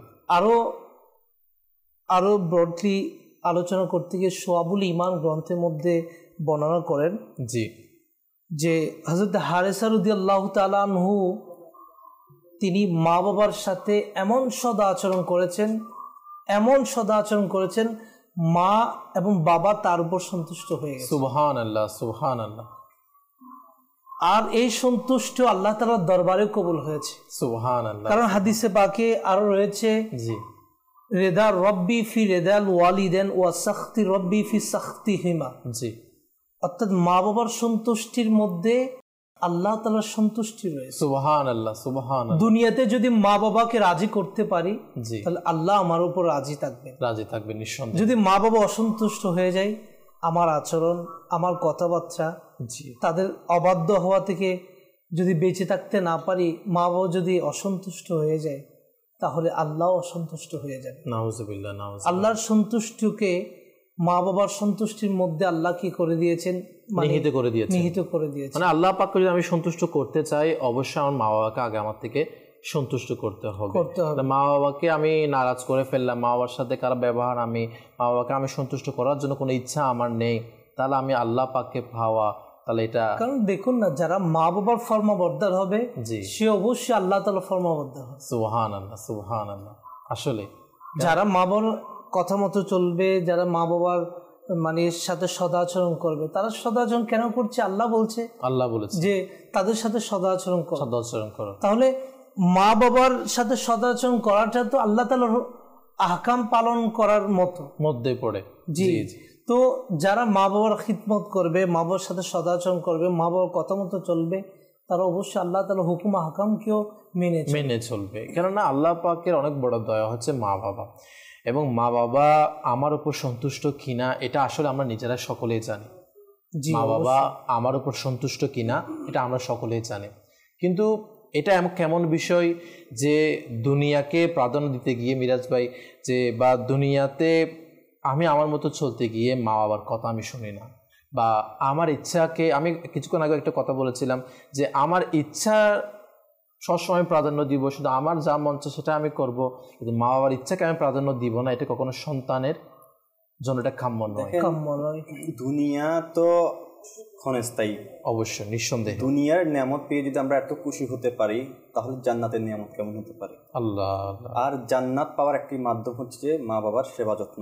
নিঃসন্দেহে আল্লাহ রাসূলুল্লাহ সাল্লাল্লাহু তাআলা আলাইহি বলছেন, তোমরা যদি কেউ জান্নাতের চৌখটে চুমু দিতে চাও তাহলে মায়ের কদমে চুমু দাও। সুবহানাল্লাহ। তো এই যে দেখেন মুসা করিমুল্লাহ আলা নবীনা আলাইহিস সালাম, উনি আল্লাহ তাআলার কাছে আরজ করলো, ইয়া আল্লাহ, পরম করুণাময় ক্ষমাশীল প্রভু, আপনি আমাকে আমার জান্নাতের সঙ্গীর সাথে সাক্ষাৎ করিয়ে দাও।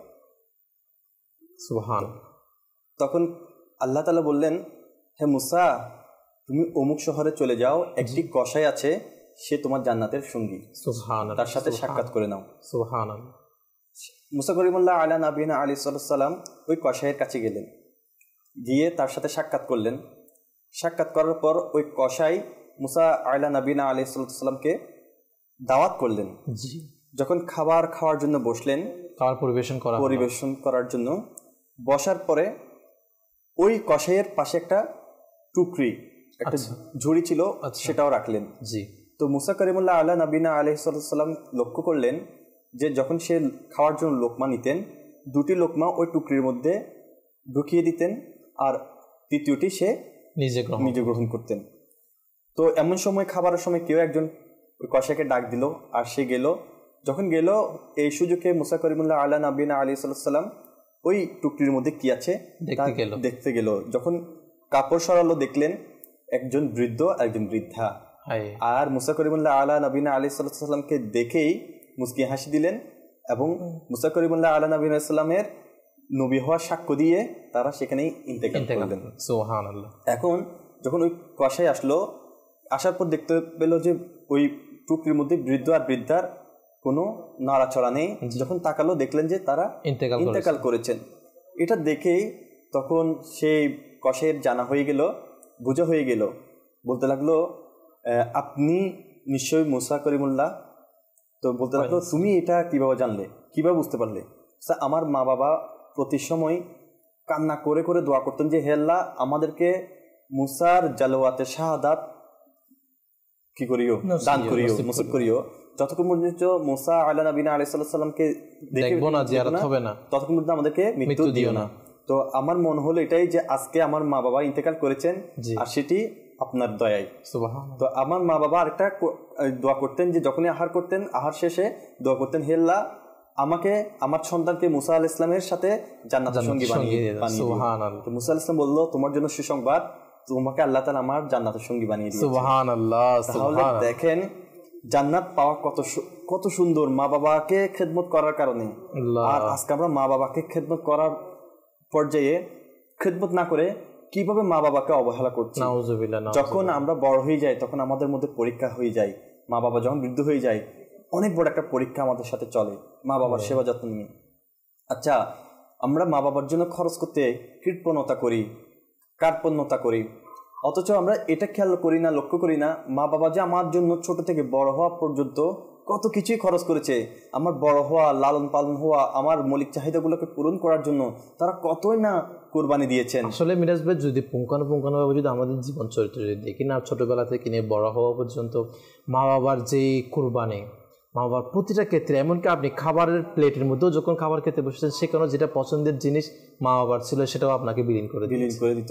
আমার মানে সন্তানের খাবার যেন একটু আয়েশ মতো খেতে পারে, স্বাচ্ছন্দ্য মতো খেতে পারে, সেই খাবার খাওয়ার জন্য মা অনেক সময় তার কি রিজিককে কোরবানি দিয়েছেন, সে অন্যটা খেয়েছেন যাতে সন্তান ভালো খেতে পারে। আর যখন সন্তান বড় হয়ে যায়, মা বাবা বৃদ্ধ হয়ে যায়, তখন ওই মা বাবাকে তারা ঠিক মতো দেখভাল করতে তাদের মধ্যে অনেকে মা বাবার যখন বৃদ্ধ হয়ে যায় সাধারণত অসুখ বিসুখের একটা পরিমাণ বেড়ে যায়, তখন দেখা যায় অনেকের ওষুধ খরচ একটা বৃদ্ধি হয়ে যায় বিষয়টা, তখন অনেকে এটাকে বোঝা মনে করে। অথচ দেখেন এটা আমাদের জন্য একটা পরীক্ষা। তখন মা বাবাকে আমরা বোঝা মনে করি, অথচ মা বাবাকে উফ করে বলাও নিষেধ করা হয়েছে। মা বাবাকে তো একজন সাহাবী উনি একবার মার আহ্বান করেছিলেন, শুধু মাকে জবাব দেওয়ার কারণে আওয়াজটা উঁচু হয়ে গিয়েছে। এটা ওনার কাছে ভালো লাগে নাই। এটা উনি যখন আওয়াজ উঁচু হয়ে গিয়েছে সেটা দেখে তিনি অনুতপ্ত হয়েছেন, সেটা ভেবে সাথে সাথে 2টি গোলাম আজাদ করে দিয়েছেন। শুধু সামান্য মার আহ্বানকে ডাক দিয়েছেন, সেটার জবাব দিতে গিয়ে একটু উঁচু হয়ে যাওয়ার কারণে। আর এখন তো আমরা মা বাবাকে উঁচু গলায় গালাগালজ পর্যন্ত করে থাকি, বড় গলা কথাবার্তা বলে। হাদিসে মোবারকের মধ্যে রয়েছে কবিরা গুনাহগুলোর একটি হলো নিজের মা বাবাকে অভিশাপ দেওয়া। নাউজুবিল্লাহ। সাহাবারা জিজ্ঞেস করলেন আল্লাহ রসুল মুহাম্মদ সাল্লাল্লাহু আলাইহি ওয়াসাল্লাম, মানুষ নিজের মা বাবাকে কিভাবে অভিশাপ করে? তিনি আল্লাহ রসুল বললেন, নিষেধ করলেন, যখন সে অন্যের বাবাকে গালাগাল করে তখন সে নিজের বাবাকেও গালাগাল করে থাকে, আর যে অন্যের মাকে গালি দেয় বিনিময়ে সে তার মাকেও গালি দেয়। সহিহ বুখারী শরীফের মধ্যে হাদিসে মুবারাকা। দেখেন আমরা অন্যের মা বাবাকে কিন্তু মানে এই হাদিসের টিকায় একটা নুকতা বর্ণনা করেছেন, সেটা হচ্ছে মানে সাহাবায়ে কেরাম জিজ্ঞাসা করলেন আশ্চর্য হয়ে, আচ্ছা কোন এমন ছেলে আছে যে তার মা বাবাকে গালি দেয়? আচ্ছা, অর্থাৎ তাদের এমন যুগ ছিল যে মানে সেটা কল্পনার বাইরে। এই জন্য এই প্রশ্নটা প্রশ্ন। তো তারপর বললেন যে মানে তখনকার যুগে মা বাবাকে গালি দেওয়া সোনালী যুগ ছিল আসলে। তখন মা বাবাকে গালি দেওয়া এটা তো কল্পনার মধ্যেও ছিল না তাদের, তারা অবাক হয়ে গেল। আসলে বর্তমানে চিন্তা ভাবনা করলে দেখা যায় অনেকে এখন কি চিন্তা করে জানেন, আমি তো মা বাবাকে গালি করি না, গালি দেই না, কিন্তু অপরদিকে কিভাবে আমরা গালি শোনাই মা বাবাকে। আমি মা বাবাকে গালি দিই না ঠিক, কিন্তু আর ও প্রতিশোধ নেওয়ার জন্য আমার মা বাবাকে গালি দিচ্ছে। কিতাবের মধ্যে এটাও আছে, কেউ যদি অন্যের মা বাবাকে গালি দেয় ওই গালিটা নিজের মা বাবার গায়ে পড়ে থাকে। আসলে আমাদের এই বিষয়টা আপনি যেটা বলেছেন, এটা আমাদের আজকে বর্তমান ইয়ং জেনারেশনের মধ্যে খুব একটা অ্যাভেলেবেল একটা বিষয়, যে গালাগালি করা, নাউজুবিল্লাহ, যেটা একটা হারাম বিষয়, যে অন্যকে আপনি গালি দিচ্ছেন বিষয়টা। এটা তো আমার বদ অভ্যাস, আমি আনা করলাম, কিন্তু এর প্রতিফলন কি হয়, এর ব্যতিক্রিয়া কি হয়? যেমন একটা কিতাবের মধ্যে এমন একটা বর্ণনা আছে যে একজন মা তার সন্তান মদ পান করে ঘরে প্রবেশ করলো। তখন ওই মা তাকে কাকুতি মিনতি করে বলতে লাগলো, বাবা তুমি কেন মদ পান করো? এটা আল্লাহ তাআলার পছন্দনীয় কাজ নয়, তুমি এগুলো করিও না, তুমি নিজেকে পবিত্র করে ফেলো, তুমি এই সকল গুনাহ থেকে নিজেকে সরিয়ে আনো। তখন সন্তান মাকে বলতে লাগলো যে তুমি গাধার মতো চিৎকার করতেই থাকো, গাধার মতো চিৎকার করতে থাকো। সেদিন আসরের পরে ওই সন্তানের ইন্তেকাল হলো। তারপর দিন থেকে প্রতিদিন আসরের পরে ওই কবরটা ফেটে যায়।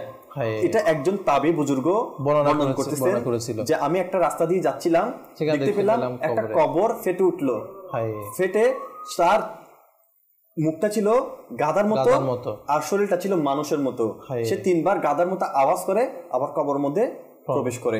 তখন ওই দৃশ্যটা দেখার পরে কিছু দূরে একটা বৃদ্ধ মহিলা সুতা কাটছিলেন। তো ওপর এক মহিলা বলতে লাগলো, এই বৃদ্ধ মহিলাকে জানেন? তো তাবি জিজ্ঞেস করতে লাগলো কে? বলতে লাগলো এই বৃদ্ধ মহিলার হচ্ছে এই সন্তানের মা, যাকে একটু আগে আপনি এই অবস্থায় দেখলেন। বলতে লাগলো এই ঘটনাটা এইভাবে কেন হলো? তখন ওই ঘটনাটা খুলে বললো যে এইভাবে মদ খেয়ে তো চিৎকার করতে লাগলো, যার কারণে মাকে গাধার মতো চিৎকার করতে থাকো এই কথা বলার কারণে আল্লাহ তাআলা নারাজ হয়েছেন। আর নারাজ হওয়ার কারণে তাকে তার মুখটাকে গাধায় পরিণত করে দিয়েছে কবরের মধ্যে। তোমার আর শাস্তি হচ্ছে যে সে আসরের নামাজে পড়তে উঠে 3 বার গাধার মতো চিৎকার করে আবার কি করে, মানে যে সময়ে নিজের মাকে যে গালিটা দিয়েছিল সেই সময় এখন সে আযাবটা তার উপর হতে যাচ্ছে। কাসর ভাই, আমরা দেখেন মা বাবাকে আমরা একেবারে তুচ্ছ তাচ্ছিল্য করি, কথাবার্তায় আচার আচরণ। মা বাবা জালিম হলো, তাকে সেভাবে নম্রভাবে কি করতে বলেছেন?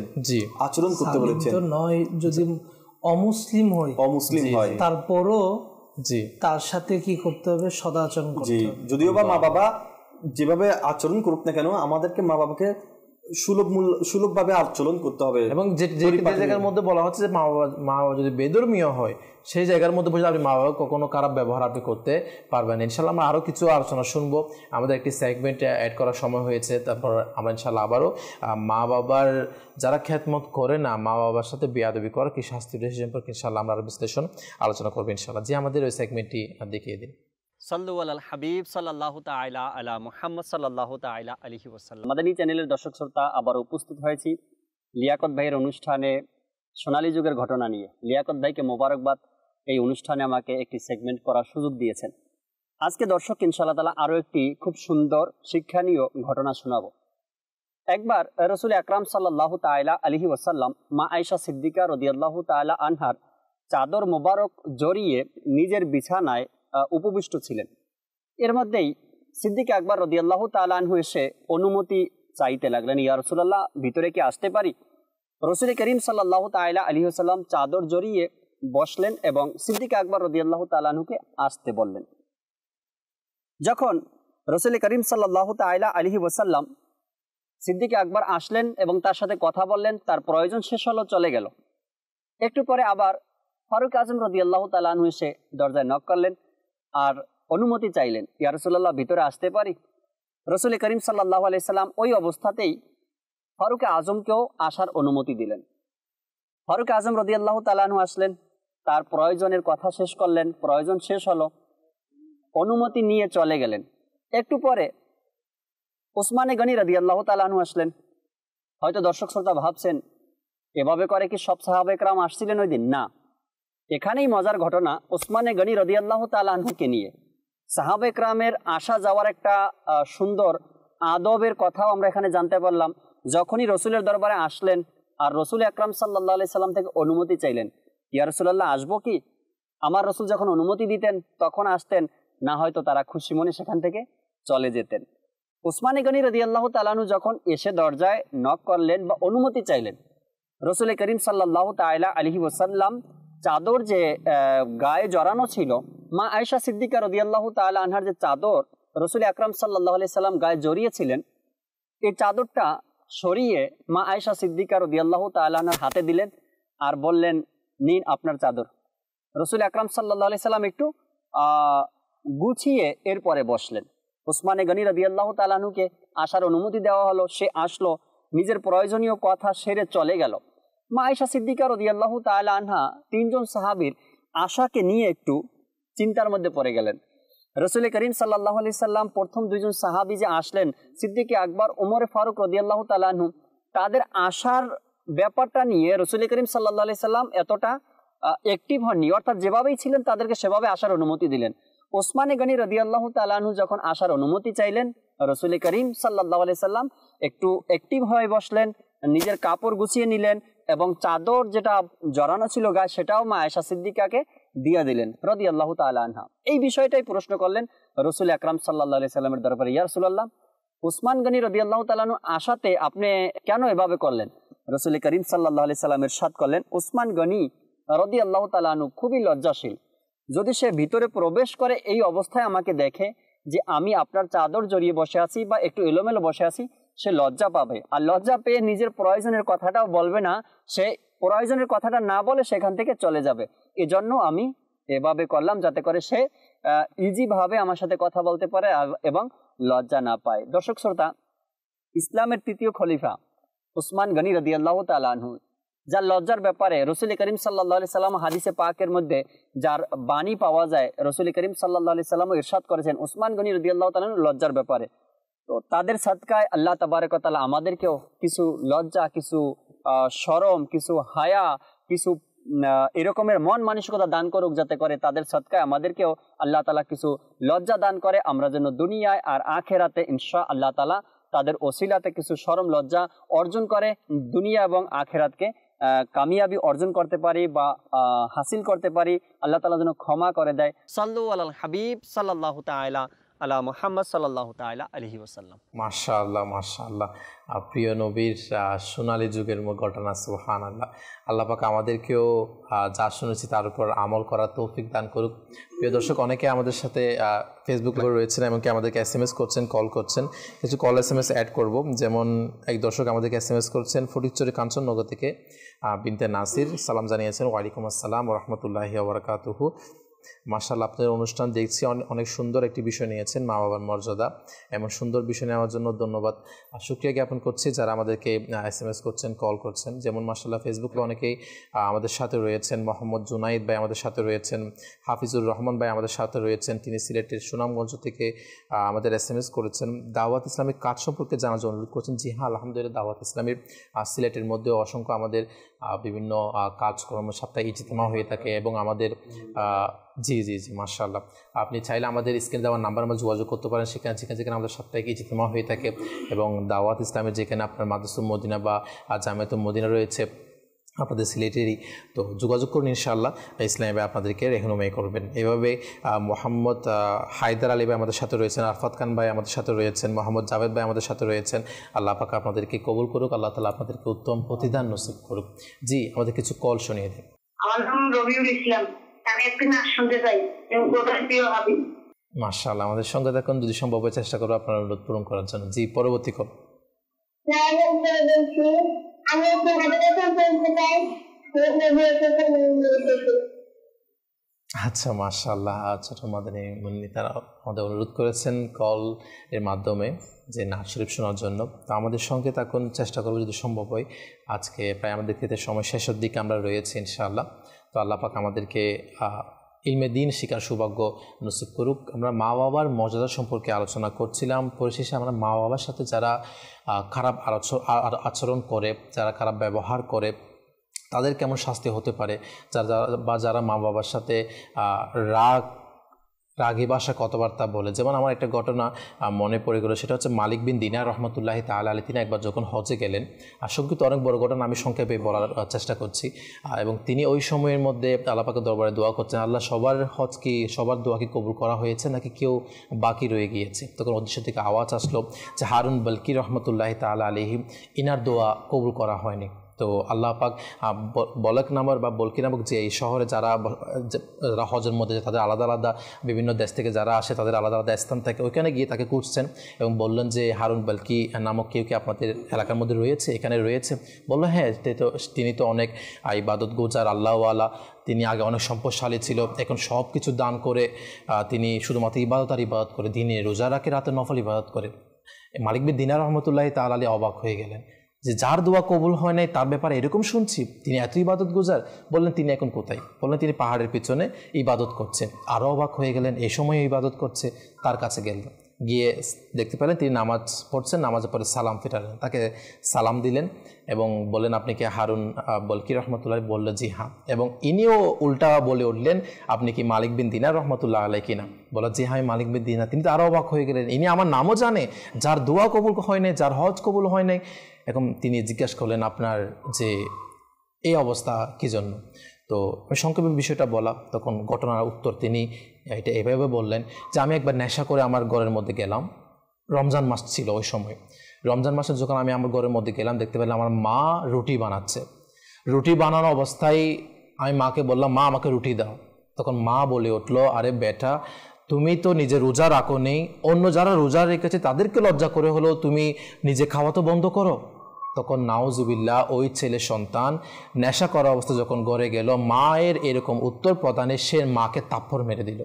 নাউজুবিল্লাহ, মাকে যখন তাপ্পর মেরে দিল, মা যেখানে রুটি বানাচ্ছে, রুটি পুড়ছে তন্দুরের মধ্যে, সেই মা ওই তন্দুরের মধ্যে পড়ে গেল। সবাই দরাদরি করে সে সন্তানকে একটা ঘরের মধ্যে বেঁধে ফেললো।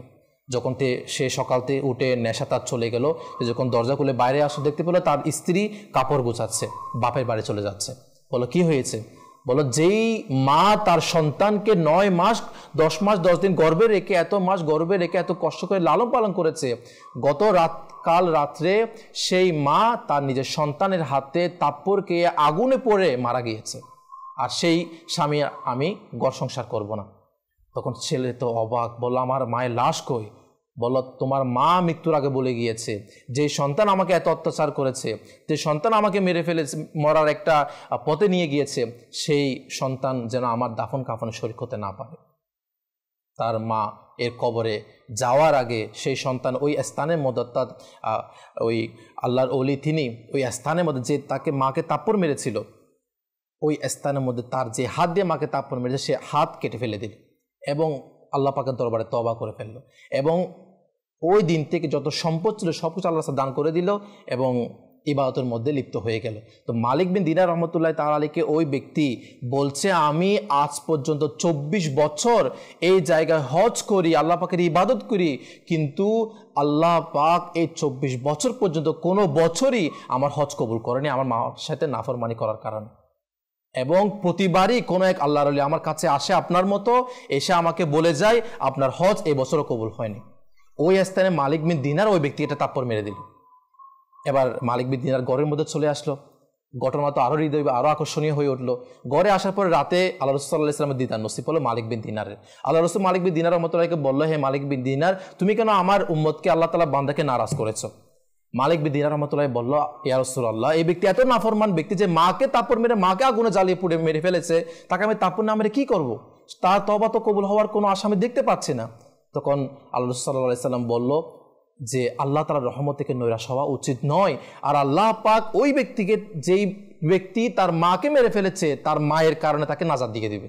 বলল, ইয়া রাসূলুল্লাহ কিভাবে? বলল, আমার রাসূল সাল্লাল্লাহু আলাইহি ওয়াসাল্লাম বলল, কাল কিয়ামতের দিন তার মা তার আল্লাহ পাকের দরবারে বলবে, হে আল্লাহ, আমার এই সন্তান আমাকে মেরে ফেলেছে, আমাকে আঘাত করেছে, আমাকে অত্যাচার করেছে, তুমি তাকে শাস্তি দাও। তখন আদেশ হবে এই সন্তানকে জাহান্নামে নিয়ে যাও।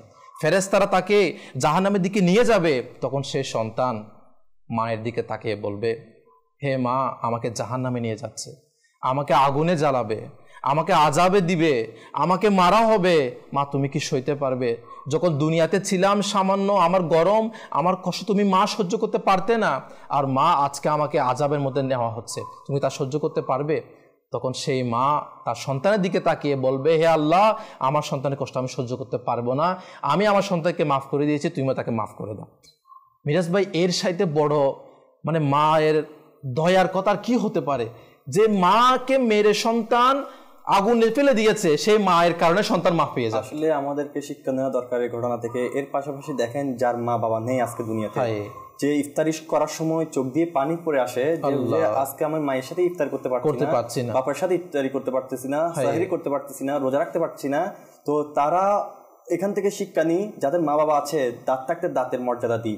আজকে বাবা মা আছে, আমি সেবা করছি না, মরে যাওয়ার পর আমি বলবো যে আমি কিভাবে মা বাবার সেবা যত্ন করবো? আজকে তো মা বাবা নাই, তো যখন আছে এখন আমরা তো পাচ্ছি, আমরা সেবা যত্ন করি।